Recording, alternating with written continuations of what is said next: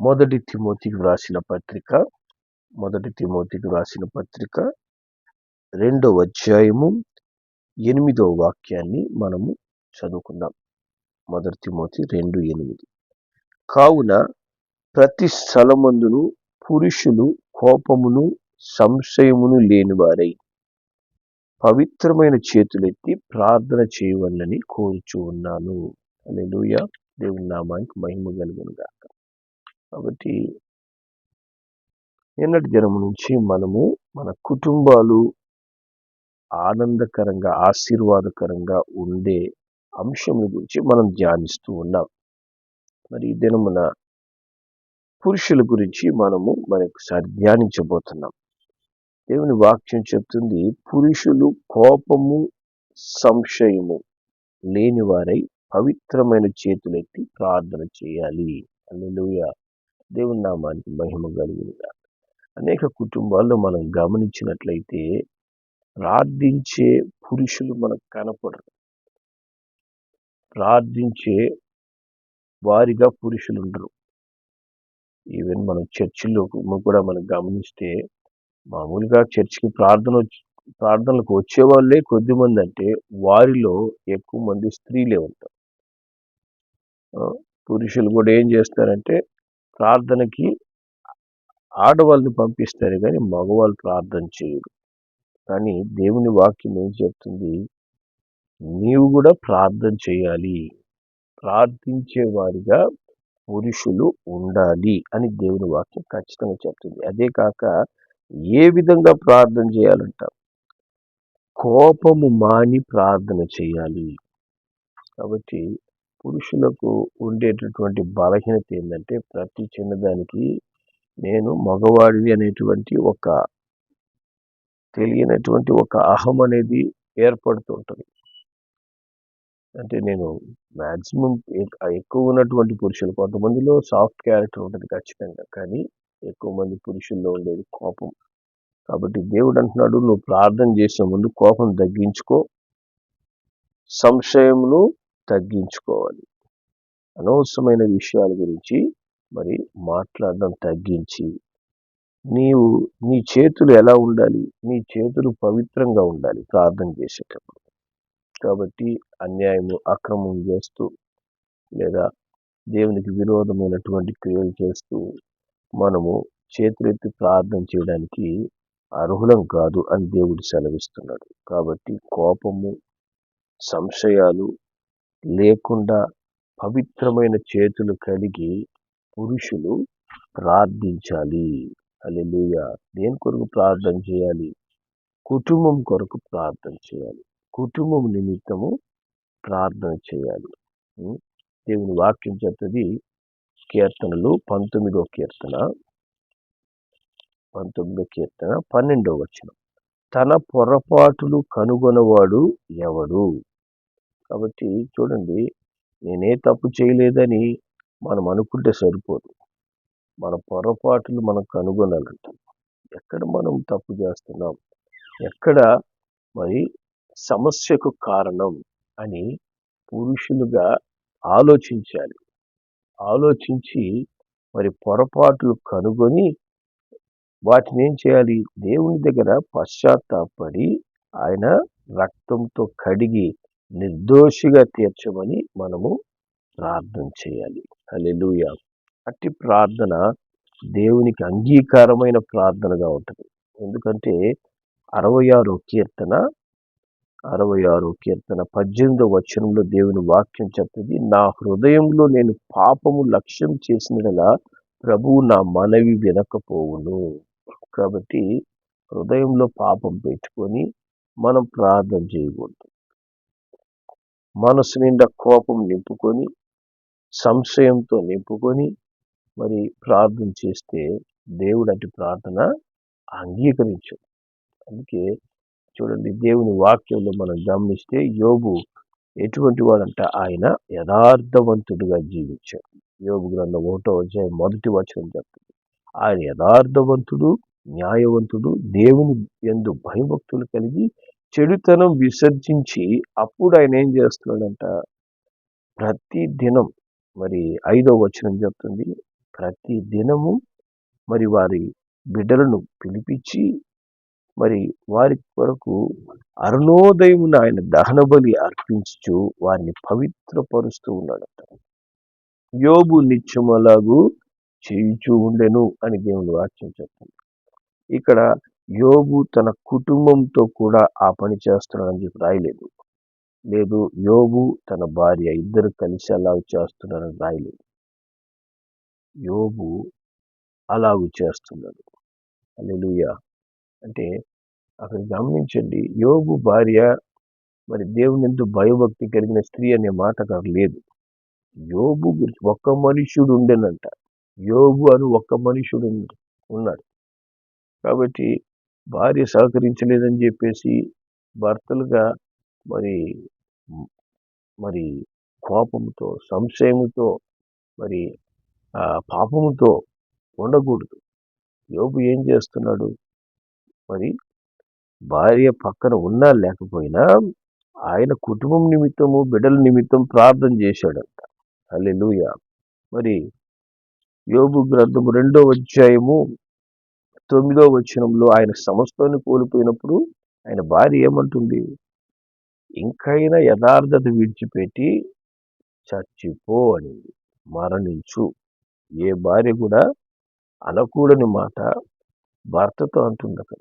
ఎందుకయ్యా బ్రతకడం, చచ్చిపో ఇంకా అని చెప్పి. మరి ఎవరైనా భార్యలు మాట్లాడతారా అట్లా? చూడండి, ఈ దినాల్లో కాదు, ఆ దినాల్లోనే అటువంటి పరిస్థితులు కుటుంబంలో సాతానుడు తీసుకొస్తున్నాడు. అటువంటి మాటలు మాట్లాడే భార్యలు కావచ్చు, భర్తలు కావచ్చు, వాళ్ళు సాతాను యొక్క స్వాధీనంలో ఉన్నందువలనే అట్టి మాటలు వస్తాయి. ఇక్కడ భార్య కూడా ఆ విధంగా మరి దేవుని దూషించి మరణించు అనే మాట మాట్లాడినప్పుడు భర్త ఏం చేశాడంట? కోపం తగ్గించుకొని ఆయన మాట్లాడుతున్నాడు. ఏమని? మూర్ఖురాల్లాగా నువ్వు మాట్లాడుతున్నావు, మరి మనము మేలు మట్టికి అనుభవించాలా, కీడు కూడా అనుభవించకూడదా అని నోటితో కూడా ఆయన పాపం చేయలేదు. అందువల్లే దేవుడు ఏం చేసినాడు?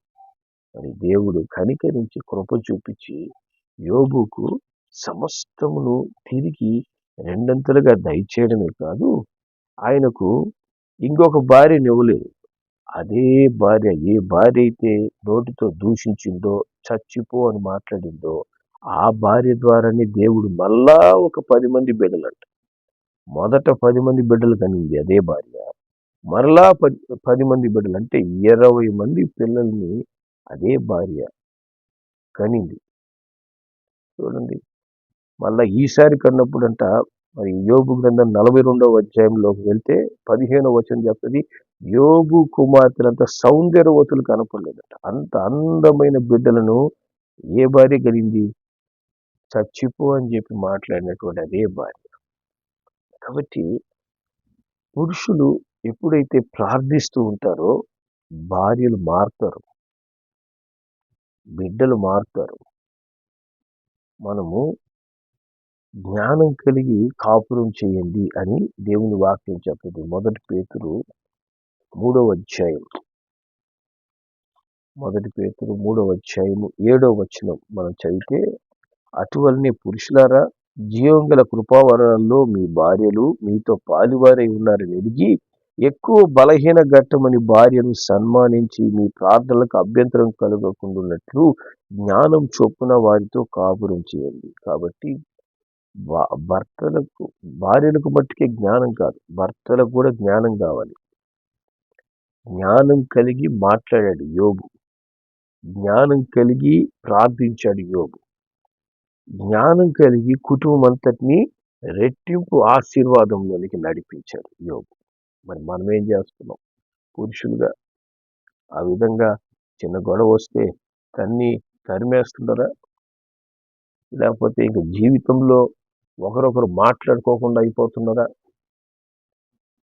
కుటుంబమును దేవుడు ఎందుకు ఏర్పరిచాడంటే పరలోకపు ఆనందాన్ని భూమి మీద అనుభవించడానికి. పరలోకపు ఆనందము, సంతోషం భూమి మీద కొద్దిగా రుచి చూసేందుకు మరి దేవుడు కుటుంబాన్ని ఏర్పరిచాడు. నిజంగా ఒక కుటుంబంలో దేవుని రక్షణ, సమాధానం ఇవన్నీ ఉన్నాయంటే ఆ ఇల్లు ఎట్లుంటదంటే ఒక చిన్న పరలోకం. లేకపోతే ఆ ఇల్లు ఒక నరకంలాగా తయారవుతుంది. ఆ ఇంట్లో గందరగోళ పరిస్థితులు వచ్చేస్తాయి. మన ఇల్లు పరలోకంలో ఉందా లేదా నరకంగా ఉండదు, నరకంగా చేస్తాం అనేది మన చేతిలో ఉంది. మనం చేసుకునే పనులే, మన క్రియలు బట్టే మన ఇంటిని మనం పరిశుద్ధంగా మార్చుకోవచ్చు. మన ఇల్లుని నాశనం చేసుకోవచ్చు. ఏదైనా కూడా మన చేతిలో ఉంది. కాబట్టి యోబు ఏం చేశాడంట? కోపము, సంశయం లేకుండా పవిత్రమైన చేతులెత్తి ప్రార్థన చేసి కుటుంబాన్ని కట్టుకున్నాడు. యథార్థంగా జీవించాడు. మూర్ఖురాలైనటువంటి భార్యతోనే తిరిగి ఆయన జ్ఞానం కలిగి కాపురం చేసి మరి 10 మంది బిడ్డలు కన్నాడు. హల్లెలూయా, దేవునికి మహిమ కలుగునుగా. కాబట్టి అట్టి జ్ఞానం కలిగి కాపురం చేసే భర్తలుగా మనము ఉండాలని దేవుడు కోరుకుంటున్నాడు. అలాగే పిల్లల విషయంలో మాకు బాధ్యత లేదు అనే విధంగా చాలా మంది భర్తలు ప్రవర్తిస్తుంటారు.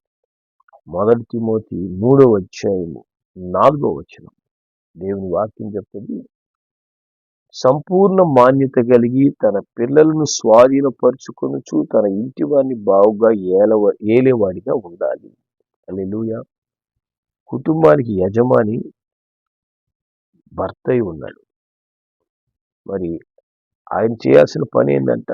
సంపూర్ణమైన మాన్యత అంటే సంపూర్ణమైనటువంటి గౌరవ మర్యాదలు కలిగినటువంటి ఒక పరిశుద్ధ జీవితం కలిగి అప్పుడు పిల్లల్ని స్వాధీనపరచుకోవాలి.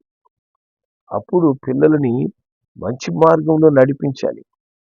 అంతేగాని తాగుబోతులుగా, తిరుగుబోతులుగా మరి పాపపు జీవితం, రహస్య జీవితాలు కలిగి మరి పిల్లల్ని స్వాధీనపరచుకోవాలంటే పిల్లల స్వాధీనంలోకి రారు. పిల్లల మాట వినరు. సంపూర్ణమైన మాన్యత మగవారికి అవసరం. ఎప్పుడు మా పిల్లలు మీ స్వాధీనంలోకి రావాలంటే సంపూర్ణ మాన్యత. నేను డబ్బు సంపాదిస్తున్నాను కాబట్టి నా పిల్లలు నా మాట వినాలి అంటే పిల్లలు వినరు. నేను పిల్లలకి ఏం కావాలో కొనిస్తున్నాను కాబట్టి పిల్లలు నా మాట వినాలంటే వినరు. గుడ్ క్యారెక్టర్, ఒక మంచి తండ్రికి ఉండాల్సిన లక్షణం ఏంటంటే మంచి క్యారెక్టర్. గుడ్ క్యారెక్టరే ఏం చేస్తుందంట?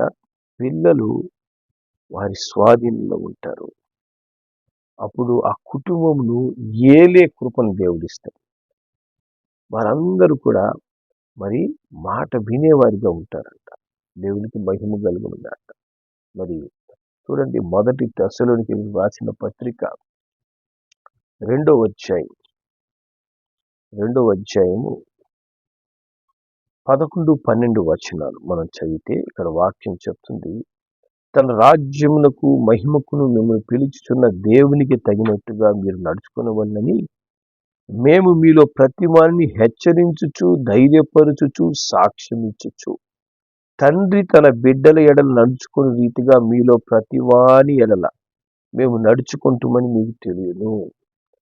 తండ్రి తన బిడ్డల వల్ల ఎడల ఎట్లా నడుచుకోవాలంట? హెచ్చరించాలి, ధైర్యపరచాలి, సాక్ష్యం ఇవ్వాలి. హల్లెలూయా, దేవునికి మహిమ కలుగును. కాబట్టి హెచ్చరించాల్సినప్పుడు హెచ్చరించాలి, ధైర్యపరిచేటప్పుడు ధైర్యపరచాలి, సాక్ష్యం ఇచ్చేటప్పుడు, సాక్ష్యం ఇవ్వడం అంటే ఏంటి? సాక్షికరమైన జీవితం కలిగినప్పుడే మనం సాక్ష్యం ఇవ్వగలం. మనకే ఒక సాక్ష్యం లేకపోతే ఏ సాక్ష్యం చెప్తాం? కాబట్టి పిల్లలు తప్పు చేస్తున్నప్పుడు హెచ్చరించాలి, పిల్లలు కృంగిపోయినప్పుడు ధైర్యపరచాలి, పిల్లలకు సాక్ష్యముగా మనం జీవించాలి. హల్లెలూయా. అప్పుడు ఆ యొక్క తండ్రి స్థానంలో పురుషుడు స్థిరంగా నిలబడగలడంట. హల్లెలూయా. ఎందుకంటే దేవుని వాక్యం చెప్తుంది, యోహాను సువార్త 5వ అధ్యాయం 19వ వచనం. యోహాను సువార్త 5వ అధ్యాయం 19వ వచనం. కాబట్టి యేసు వారికి ఇట్లు ప్రత్యుత్తరం ఇచ్చాను, తండ్రి ఏది చేయుట కుమారుడు చూచునో అదే కాని తనంతట తాను ఏదియు చేయనేరడు. ఆయన వేటిని చేయునో వాటినే కుమారుడు అలాగే చేయును. కాబట్టి తండ్రి ఏం చేస్తాడో, ఈ తండ్రి ఏం చేయడం కుమారుడు చూస్తాడో అదే కుమారుడు చేస్తాడట. కొత్తగా ఏం చేయడు. చాలా మంది చూడండి, మరి పిల్లలు చేసే శాస్త్రాలు చూసినప్పుడు అంతా వాళ్ళ నాన్న పోలికే, అంతా వాళ్ళ నాన్నలాగే ప్రవర్తిస్తున్నాడు. అంతా వీడిని చూస్తే వాళ్ళ నానే గుర్తొస్తున్నాడు.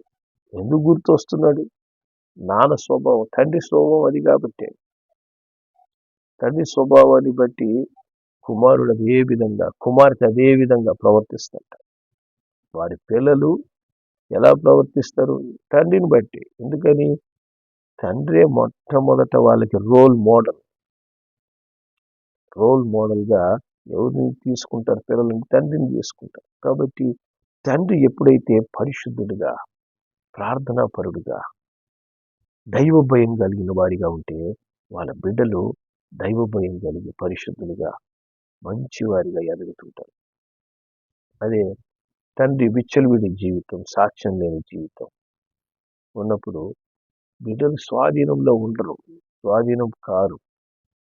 కాబట్టి మనము మొట్టమొదట మనలను సరి చేసుకొని అప్పుడు మనం పిల్లల్ని హెచ్చరించాలి, ధైర్యపరచాలి, మంచి సాక్ష్యం కలిగి మనము జీవించాలి. హల్లెలూయా, దేవునికి మహిమ కలిగిన గాక. అలాగే మన కుటుంబాల విషయంలో భర్తలు చేయాల్సిన పని, ముఖ్యమైన ఇంకొక పని ఏంటి? ఎఫెసీయులకు రాసిన పత్రిక 5వ అధ్యాయం 33వ వచనం మనం చదువుదాం. మెట్టుకు మీలో ప్రతి పురుషుడు తనను వలె తన భార్యను ప్రేమించవలను. భార్య అయితే తన భర్త యందు భయం కలిగి ఉన్నట్టు చూసుకోవాలి. కాబట్టి పురుషులు చేయాల్సిన ఇంకొక ముఖ్యమైన పని ఏంటంటే, తనను ఎలా ప్రేమించుకుంటున్నాడో అలాగే భార్యను ప్రేమించాలి.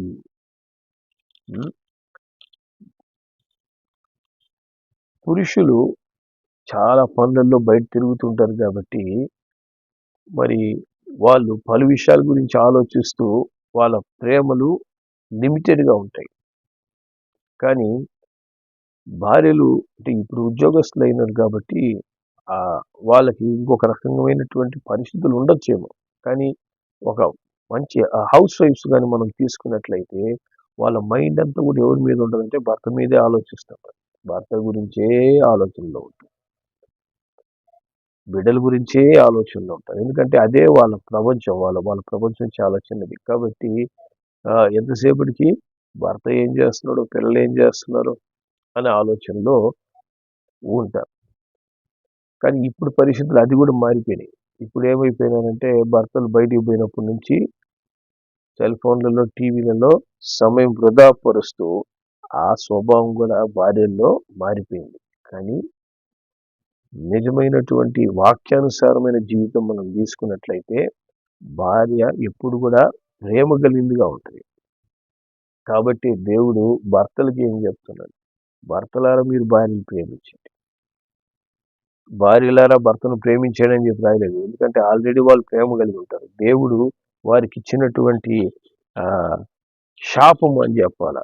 ఏంటి ఆ శాపం అంట? చూడండి, ఆది కాండంలోకి వెళ్తే దేవుడు ఇచ్చిన శాపాన్ని చూస్తే భార్యకి మరి మనకు ఆశ్చర్యం వేస్తుంది. ఆది కాండం 3వ అధ్యాయము, ఆది కాండము 3వ అధ్యాయము మరి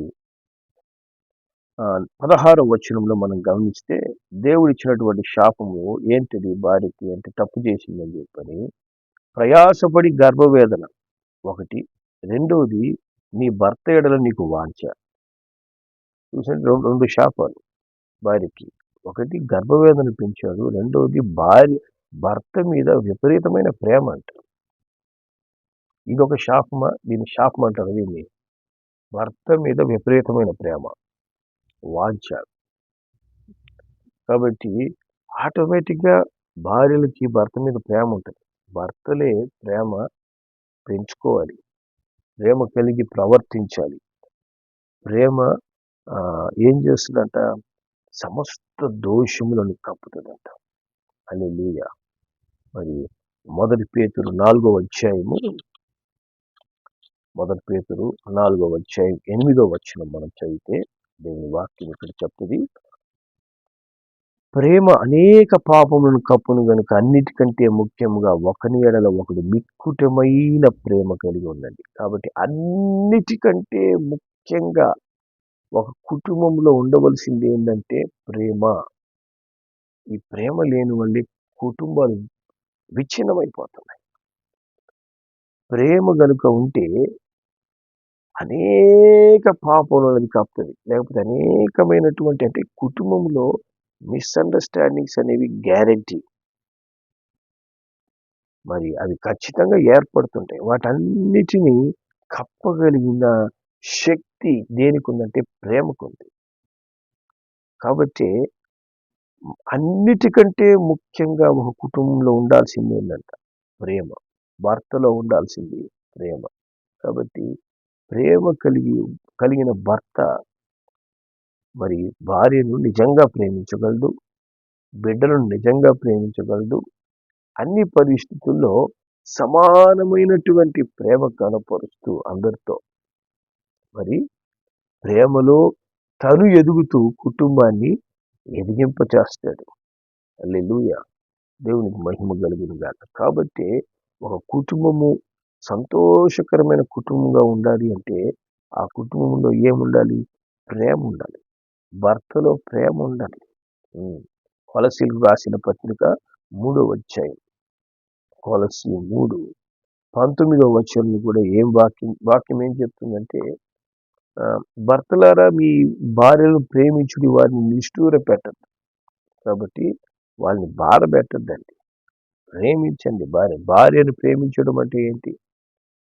వారి యొక్క పరిస్థితులు, వారి అవసరతలు ఏదో తెలుసుకొని దానికి తగిన విధంగా నిర్ణయం తీసుకోవడం, వారిని సంతోషపెట్టే విధంగా ఉంచడం. పిల్లల యొక్క పరిస్థితులు తెలుసుకొని వారిని సంతోషపెట్టే విధంగా ప్రవర్తించడమే ప్రేమ కనపరచడం. ప్రేమ ఉందని మనసులో పెట్టుకుంటే సరిపోదు, క్రియారూపకంగా చూపించాల. క్రియల్లో చూపించినప్పుడే మరి నీకు భార్య మీద, బిడ్డల మీద ఏమాత్రం ప్రేమ ఉందని తెలుస్తుంది. క్రియారూపకంగా చూపించడం అంటే ఏంటి? వాళ్ళకి చాక్లెట్ కొనడం, బిస్కెట్ కొనడం కాదు. వాళ్ళని ప్రేమతో దగ్గర చేర్చుకోవాలి. వారితో ప్రేమగా మాట్లాడాలి. వాళ్ళ పరిస్థితులు తెలుసుకోవాలి. వారు ఏ విధమైనటువంటి సమస్యలు గుండా నడుస్తున్నారో తెలుసుకోవాలి. దానికి ఆలోచనలు ఇవ్వాలి. మరి ఇవన్నీ కూడా ప్రేమ యొక్క లక్షణాలు. ఈ క్రియలన్నీ కూడా ప్రేమ కలిగినటువంటి ఒక భర్తగా, ప్రేమ కలిగిన ఒక తండ్రిగా, ప్రేమ కలిగిన పురుషుడిగా ఎప్పుడైతే చేస్తుంటామో 90% ఇంట్లో సమస్యలు పోతాయి. ఇంట్లో సమస్యలన్నీ తీరిపోతాయి. దేని ద్వారా? ప్రేమ ద్వారా. ఎందుకంటే అన్ని దోషాలు ప్రేమ కప్పేయగలదంట. ప్రేమనే కప్పేసేస్తున్నారు. దోషాలు కప్పడం లేదు, కానీ ప్రేమను ఏమేమి పెట్టి కప్పేసేయాలో కప్పేసినందువల్ల కుటుంబంలో ఏమవుతుంది? అన్ని విధాలైనటువంటి ద్వేషము, పగ, కక్ష, కుతంత్రాలు కుటుంబంలో పెరిగిపోతున్నాయి. అందువల్ల దేవుని సమాధానం గృహంలో ఉండడం లేదు. కాబట్టి ప్రేమ అనేది చూడండి, మరి కొలసీలకు రాసిన పత్రిక 3వ అధ్యాయంలోనే ఏం చెప్తుంది? మరి 12వ వచనం నుంచి 14 వరకు మనం చదివితే, కాగా దేవుని చేత ఏర్పరచబడిన వారును పరిశుద్ధులను ప్రియులైన వారికి తగినట్లుగా మీరు జాలిగల మనస్సు, దయాళుత్వము, వినయము, సాత్వికము, దీర్ఘశాంతం ధరించుకున్నది. ఎవడైనా తనకు హాని చేసినని ఒకడు అనుకునిన ఎడల ఒకరినొకడు సహించుచు ఒకరినొకడు క్షమించండి. ప్రభువు మిమ్మల్ని క్షమించులాగున మీరు క్షమించండి. వీటన్నిటిపైన పరిపూర్ణతకు అనుబంధమైన ప్రేమను ధరించుకోండి. హల్లెలూయా! ఇవి ఎప్పుడైతే ఉంటాయో ఏముండాలి? ఇవి పరిశుద్ధులకు ఉన్నటువంటి స్వభావం అంట. దేవుని ద్వారా ఏర్పరచబడిన వారికి ఉన్న స్వభావం అంట. దేవునికి ప్రియమైన వారికి ఉండే స్వభావం ఏంటి? జాలిగల మనస్సు, దయగల మనస్సు, తగ్గింపు, వినయంతో కూడిన మనస్సు, సాత్వికమైన మనస్సు, దీర్ఘశాంతమైన మనస్సు. ఇవి ఎప్పుడైతే ధరిస్తారో మరి ఒకరినొకరు క్షమించే మనసు వస్తుంది. ప్రేమ, పరిపూర్ణతకు అనుబంధమైన ప్రేమ వస్తుంది. అప్పుడు క్రీస్తు అనుగ్రహించు సమాధానము మన హృదయాల్లో ఏల్తదంట. హల్లెలూయా. దేవుడు మన కుటుంబాలని ఆ గొప్ప సమాధానంతో నింపాలని కోరుకుంటున్నాడు. ఆ గొప్ప సమాధానాన్ని అనుగ్రహించాలని కోరుకుంటున్నాడు. అది ఎక్కడ స్టార్ట్ అవుతుంది? ప్రేమతో స్టార్ట్ అవుతుంది. ఒక కుటుంబం యొక్క బంధం ఎక్కడ స్టార్ట్ అవుతుంది? అది ప్రేమలో స్టార్ట్ అవ్వాలి. వివాహ బంధం ఎక్కడ ప్రారంభించబడుతుంది? ఒకరి ఎడల ఒకరి ప్రేమను బట్టే ఆ యొక్క బంధము ప్రారంభించబడి ఆ ప్రేమలోనే దృఢపరచబడుతుంది. ఆ ప్రేమలోనే ఎదుగుతుంది. మరి వయసు ఎదిగే కొద్దీ ఆ ప్రేమ మన బిడ్డలకి కనపరచాలి. మన సొంత వారికి, వాళ్ళ బిడ్డలకి కనపరచాలి. అంటే ప్రేమ అనేది విస్తరించాలి కుటుంబంలో. హల్లెలూయా. అది ఎప్పుడవుతుంది? ఏమవుతుంది? ఒక చక్కని కుటుంబంగా రూపాంతరము చెందుతుంది. కాబట్టి పురుషులు ప్రార్థించే పురుషులుగా ఉండాలి. పురుషులు మరి జ్ఞానం కలిగి కాపురం చేసేవారిగా ఉండాలి. అలాగే పిల్లలని జాగ్రత్తగా ఏలేవారిగా ఉండాలి. పురుషులు ప్రేమ కలిగి ఉండాలి. హల్లెలూయా. అట్టి పురుషులుగా ఎప్పుడైతే భర్తలు, తండ్రులు, మరి ఇంట్లో ఉన్నటువంటి ప్రతి పురుషుడు తయారవుతాడో ఆ కుటుంబము దేవుని యొక్క సమాధానము, సంతోషముతో ఎప్పుడు నింపబడి ఉంటది. దేవుడు ఆ కుటుంబాన్ని ఏలుతాడు. అప్పుడు పురుషుడు కాదు, దేవుడే ఆ కుటుంబాన్ని ఏలుతాడు. ఆ కుటుంబంలో తన సమాధానాన్ని అనుగ్రహిస్తాడు. అట్టి కుటుంబాలుగా దేవుడు మన కుటుంబాలను తీర్చిదిద్దునుగాక. ప్రార్థన చేద్దాం. ప్రేమగల మా తండ్రి, నీకు వందనాలయ్యా. పురుషుల్లో ఉన్నటువంటి పురుష అహంకారం కావచ్చు, పురుషుల్లో ఉన్నటువంటి మరి తండ్రి ప్రతి విధమైన మొండి స్వభావాలు కావచ్చు, పురుషుడు అనేటువంటి ఆ భావనలు కావచ్చు నైనా తొలగించి, నైనా అలాగే స్త్రీల్లో కూడా ఉన్నటువంటి నైనా మరి నేను కూడా సమానం అనేటువంటి ఆలోచనలు కావచ్చు, నైనా మరి పరువిధాలైనటువంటి సాతనుడు ఈ దినాల్లో తీసుకొచ్చిన తలంపులు కావచ్చు, అన్నిటిని పక్కన పెట్టి నైనా ప్రేమతో సంపూర్ణతకు అనుబంధమైన దేవుని ప్రేమను కలిగి ఉండేందుకు సహాయించింది. ఆ ప్రేమ కుటుంబాలు కరువైపోయింది. ఆ ప్రేమ లేనందువల్లే అయినా అనేక కుటుంబాలు అసమాధానం, అనేక కుటుంబాల్లో సమస్యలు, కుటుంబాలు విడిపోతున్నాయి. కుటుంబాల్లో అయినా మరి ఐక్యత లేకుండా ప్రవర్తిస్తున్నారు. అయినా తండ్రి ఎన్నో పాప పరిస్థితులు ఆయన కుటుంబాల్లో ఏర్పడుతుంది. దుష్టుడు కుటుంబాలని విచ్ఛిన్నం చేస్తున్న పరిస్థితి. కాబట్టి నైనా భర్తలుగా కుటుంబం కొరకు ప్రార్థన చేయడం, భర్తలుగా తండ్రులుగా కుటుంబం కొరకు ప్రార్థన చేయడం, అలాగే పిల్లలని జాగ్రత్తగానైనా ప్రభువులో పెంచడం, జ్ఞానం కలిగి కాపురం చేసే అనుభవం, అలాగే ప్రేమ కలిగి కుటుంబాన్ని దేవునిలోకి నడిపించే అనుభవం ప్రతి పురుషునికి మీరు అనుగ్రహించండి. ప్రతి స్త్రీకి మీరు అనుగ్రహించండి. మరి దేవుడు అనుగ్రహించినటువంటి ఈ కుటుంబాన్ని బట్టి మొట్టమొదటిగా ప్రభువుని స్తుతిస్తూ ఆ కుటుంబంలో ఏమేమి సరిచేయాలా, ఏ విధంగా సరిచేయాలనేది దేవుని జ్ఞానం పొందుకొని నేను ముందుకు నడిచేందుకు కృప చూపించమని, నడిపించమని యేసు నామములో ప్రార్థిస్తున్నాం తండ్రి. ఆమేన్.